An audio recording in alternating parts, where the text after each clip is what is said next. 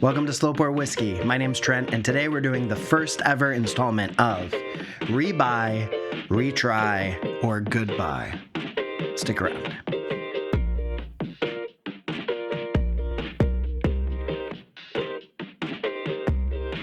So my name's Trent, this is Slow Pour Whiskey, and I'm here just to tell you what I have experienced on my whiskey journey. I have really fallen in love, specifically with Scotch whiskey, but really whiskey of all kinds. I am a big coffee drinker. I love finding different notes and learning about coffee and the craft process of coffee. And the difference, there's very little difference between coffee and whiskey, except for all of the massive differences. But whiskey, I also appreciate, like, learning the nuances of what goes into whiskey, what makes whiskey whiskey, and being able to pull out all the parts and pieces and flavors. And the best way to learn about a whiskey is to spend time with it. So I wanted to start a series. This is inspired by Roy over at Aqua Vitae. He has a series called Recycled Reviews, where he, after he's finished a bottle, reviews it and says, hey, after I've finished this bottle, what do I think about it? That's kind of what I'm going at with this. So when I finish a bottle, I'm gonna make a video and say, this is the experience I had over the course of the bottle. Because the fact of the matter is, when you have your first taste and it's down to like here, it's very different than by the time you get to here. And then by the time you get to here, it is significantly different. That is, if you spend time with your whiskey. Good whiskey needs time spent with it. And so we're basically going to be asking about this bottle, the Macleod 12-year-old. Is this a rebuy, a retry, or a bye-bye? But really, the principle is like, is this something I will immediately rebuy, or something that will be high on my list? I want it on my shelf again. Or is this something that maybe I'll try again in the future and see how I feel about it?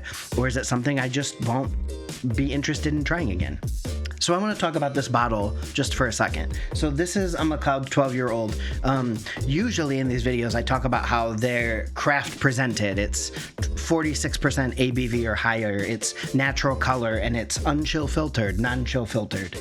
And this checks none of those boxes. This is a 12-year-old single malt Scotch that is 40% alcohol by volume, so well below what someone like me, a whiskey enthusiast, would hope for. Well below. This is the legal minimum. And it does not say anything about natural color. If you look at it right here, it is very dark for a whiskey that is only 12 years old. On the camera, you can hardly see through it.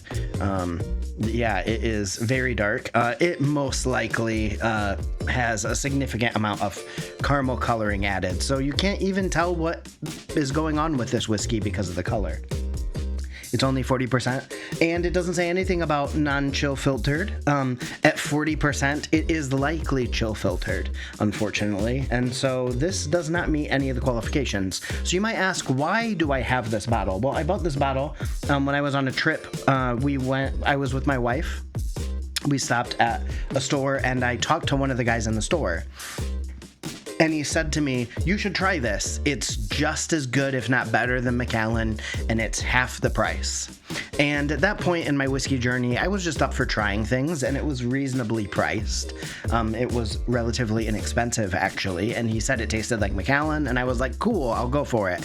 Now, in the back of my head, I was aware that this guy was just throwing out Macallan, as if that is the definition of what good Scotch is. And yes, there's a lot of good Macallan, but the thing about Scotch is that what makes it delicious is not the brand name. It's the quality presentation of it. It's the amount of work and effort that goes into it, that the people that make it put into it.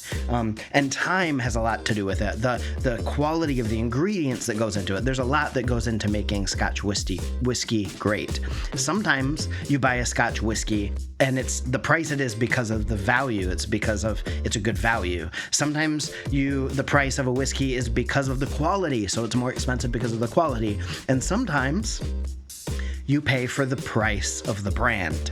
And that is a lot of where Macallan is at this point in time, though there is some good Macallan. And if you like your whiskey, if you like Macallan, that's great for you. I don't think there's any wrong way to drink whiskey. I think whatever we like, whatever you like, whatever you think is the best to you. I'm not going to yuck your yum. But this I bought because he was just throwing out Macallan. And immediately after I bought it, I was like, I wish I wouldn't have done that. But I wanted to give it a shot. And I've been holding on to this, what was left. I had it in one of these little bottles here for quite a while. And I was trying to decide what to do with this because I have this channel that I'm reviewing whiskey, and this is a whiskey worth reviewing. Like, it's one I finished and I should talk about it. But I'm actually not like super excited about this one because it doesn't check a lot of the boxes of a whiskey that actually would excite me. So that's why I'm starting this review about buy it, try it, or bye-bye it, I guess.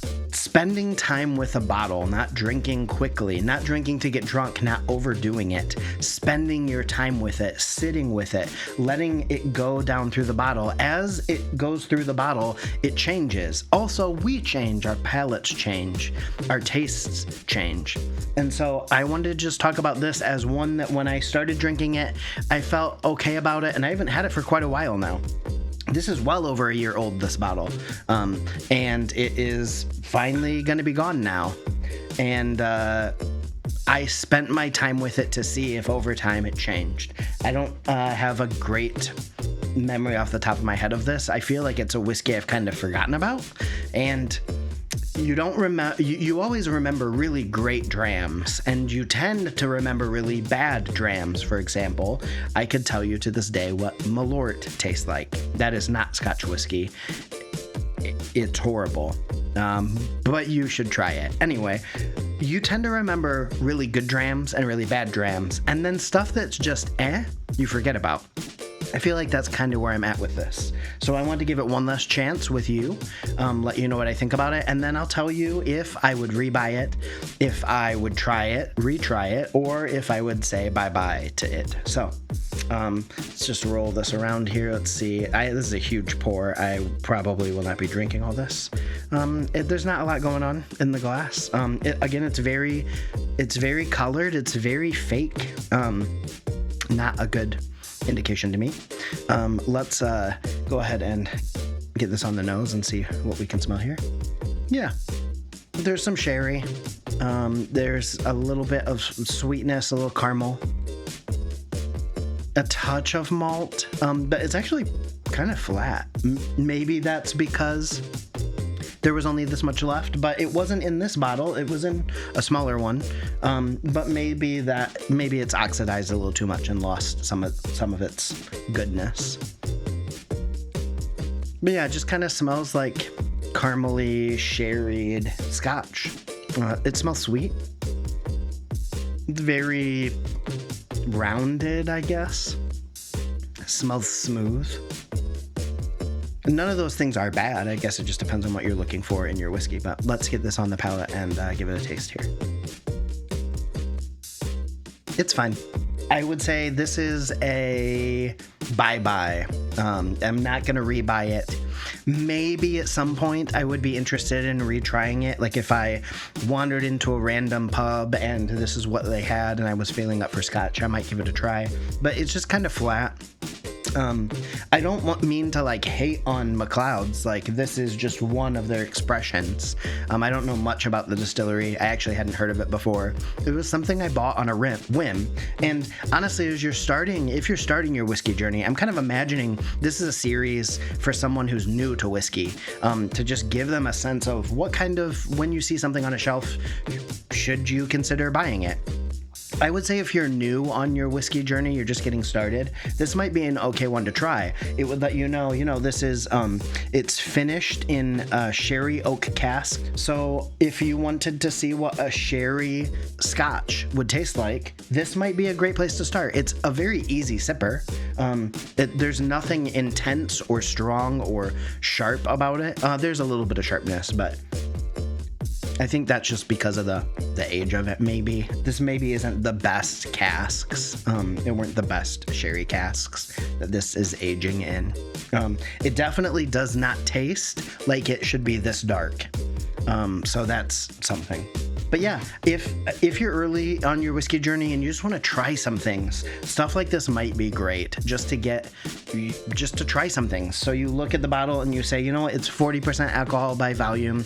That means it's not going to be like a punch in the face. It's not going to hit me with intensity. That might be okay to start off. And you know, it's sherry oak, and you hear about sherry casks. And so this is your chance to experiment and explore what a sherry cask could look like. Yeah, Macleod's 12-year-old, I would say this is a bye-bye.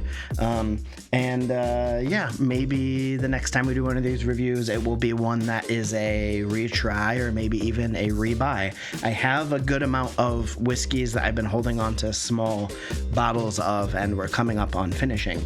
And so, yeah, I hope that as I finish whiskeys, I tend to wait to give my reviews, even my initial reviews, until I'm a good amount into the bottle, because I think you need to spend time with whiskey.